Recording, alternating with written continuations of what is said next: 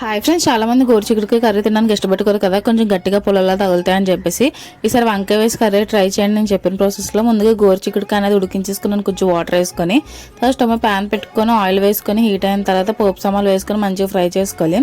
తర్వాత ఇందులో పచ్చిమిరపకాయ ముక్కలు, ఉల్లిపాయ ముక్కలు కూడా యాడ్ చేసుకొని ఉల్లిపాయలు మంచి గోల్డెన్ కలర్ వచ్చేదాకా ఫ్రై అయిన తర్వాత ఇందులో టమాటా ముక్కలు కూడా యాడ్ చేస్తున్నాను. టమాటా మగ్గడానికి అని చెప్పేసి కొంచెం సాల్ట్, పసుపు కూడా యాడ్ చేసుకొని బాగా కలిపేసుకొని టమాటా అనేది మగ్గబెట్టుకున్నాను. తర్వాత ఇందులో వంకాయ ముక్కలు కూడా యాడ్ చేసుకుని ముందుగా ఉడికించుకున్నాం కదా గోరుచిక్కుడుకాయ ముక్కలు, అవి కూడా వేసుకొని కొంచెంసేపు అలా మగ్గబెట్టుకున్నాను ఆయిల్లోని. తర్వాత మన టేస్ట్కి తగ్గట్టు కారం యాడ్ చేసుకొని కొంచెంసేపు మగ్గించుకున్న తర్వాత ముందుగా చిక్కుడుకాయ ముక్కలు ఉడికించుకున్నాం కదా, వాటర్ వేస్ట్ పడేయకుండా ఇందులోకి యాడ్ చేసేస్తున్నాను అనమాట. అంటే పోషకాలు అయిపోకుండా ఇందులోకి యాడ్ చేస్తాను. మనం గ్రేవీకి తగ్గట్టు వాటర్ యాడ్ చేసుకొని కొంచెంసేపు ఉడికించుకొని లాస్ట్లో కొత్తిమీర జల్లేసుకుంటే సింపుల్ కర్రీ రెడీ. మీరు కూడా ట్రై చేయండి, చాలా బాగుంటుంది. Please like, share and subscribe. మీకు సబ్స్క్రైబ్ యూట్యూబ్ ఛానల్ ఫాలో మర్చిపోకండి ఫ్రెండ్స్. ఒక లైక్ ఉంటుందా వెళ్ళిపోకుండా.